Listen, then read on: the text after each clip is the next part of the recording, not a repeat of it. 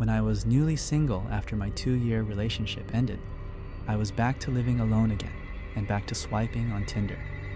In all those apps, I had been single for a few months already, and I had met a few people in that time. During that time, I matched a girl on Tinder named Tracy, and she gave me her Snapchat, but it quickly fizzled out to her, just watching my stories and not really communicating.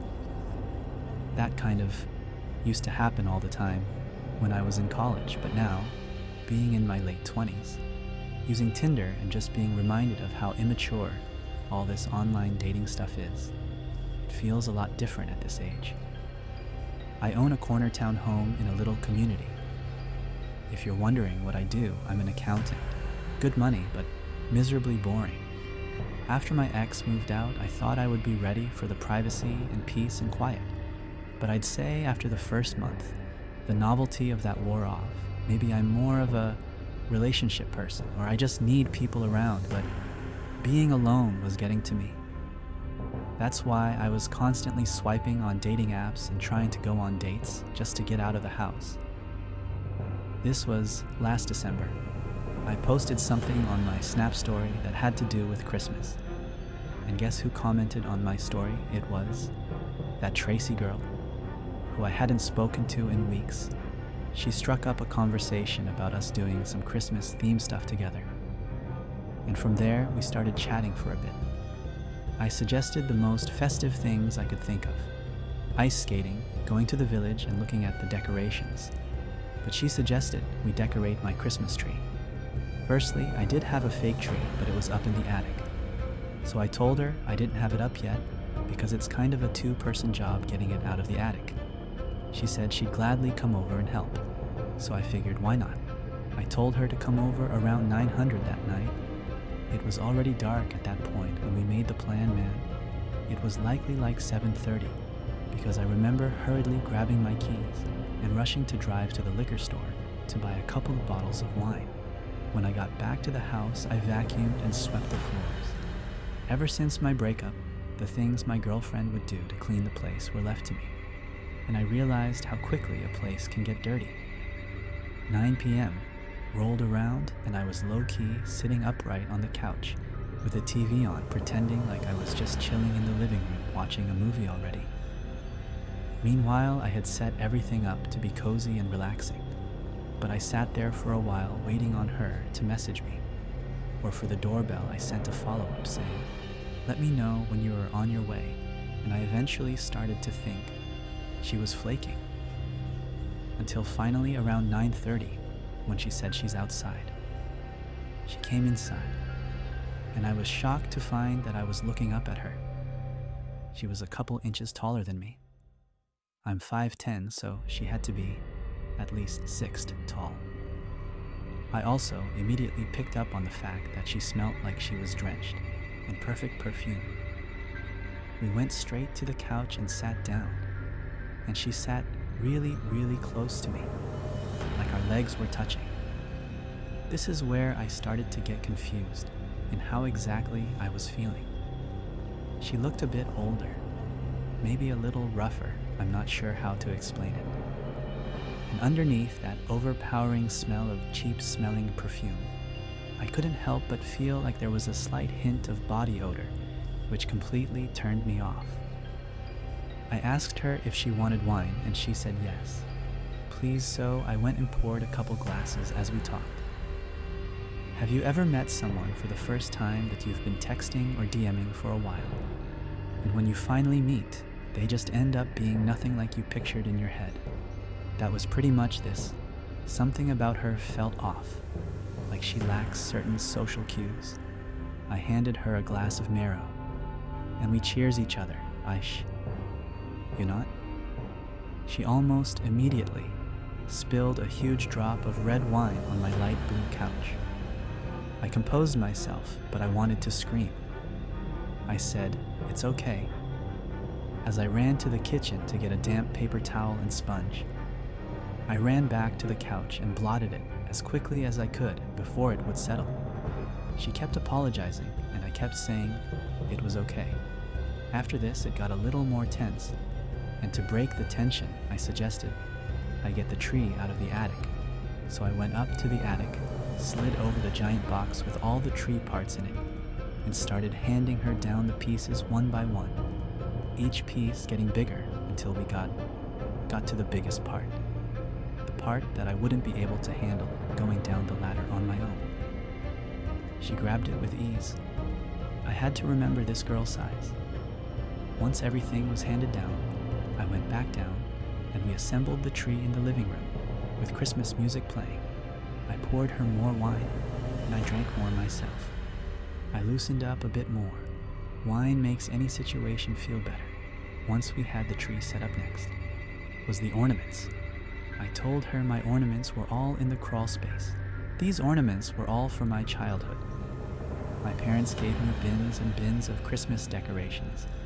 So I went down to the crawl space and one by one started taking out the bins, while I left Tracy in the living room to relax.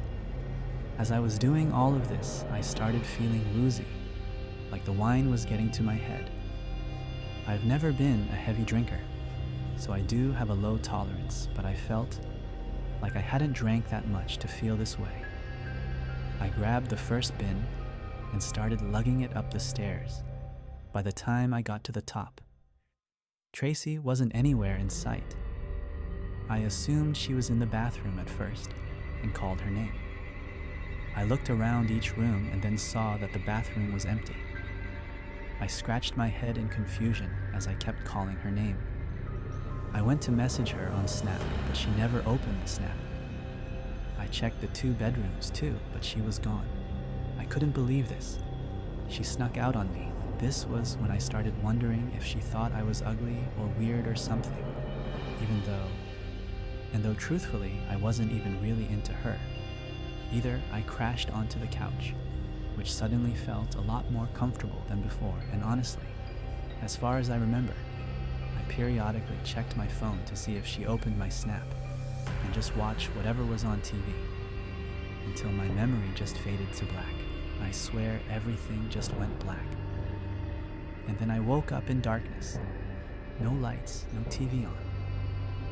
I looked around in the dark room and I knew I was hearing things. I felt like I was still on the couch, and I felt weak. My limbs were hard to move, but I managed to find my phone right under me within seconds, and I checked the time.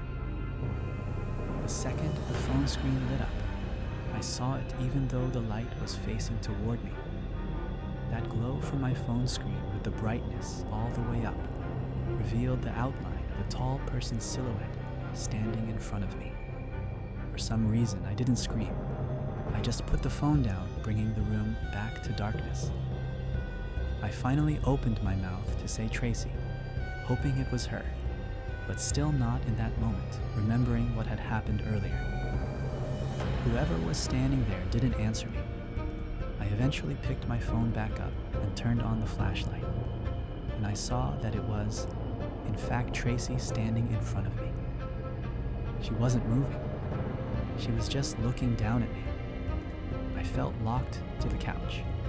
I don't know if it was because of pure fear or the effects of whatever she had obviously laced me with. I genuinely was having a hard time moving my limbs. I felt weak and helpless. All I could manage to say was, Tracy. A couple more times she turned towards the stairs, and again I swear she sprinted toward them. And all I heard were the disturbingly loud stomps of her. Running down the stairs, I heard something slam from downstairs. Looking back, I'd imagine it was the front door. Everything looked and sounded so wonky in those minutes. After I woke up, each passing minute I felt more and more clear, headed, and moving became easier. I checked Snapchat to see that her account was gone.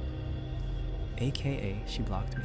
I looked out the front window and saw no cars outside besides my own and the neighbors, and then I realized I never saw the vehicle that she arrived in, or if she even arrived in one. I checked my entire home from top to bottom, checking for anything that could have been stolen. The only items I found missing seemed kind of bizarre at first, but honestly, made so much sense soon after every last bottle of pills from my house was gone. All my vitamins and supplements, my bottles of Adderall, and even the bottle of Oxy that I had prescribed, but never fully used after a surgery. Those were in the drawer next to my bed. I noticed a bottle of vodka was taken from my mini fridge in my room too. But other than that, I didn't see anything else that could have been stolen. Still, I called the police right then and reported the robbery. I gave the Snapchat username and explained that I never got her number or knew anything really about her identity, minus the name that she gave me, which was Tracy Gibson. The police knocked on my neighbor's door since all of our homes are attached, even though it was like 1 a.m. with me standing next to them. They questioned if he'd seen or heard anything strange, to which he said no. He'd been asleep after about 20 minutes. The police left.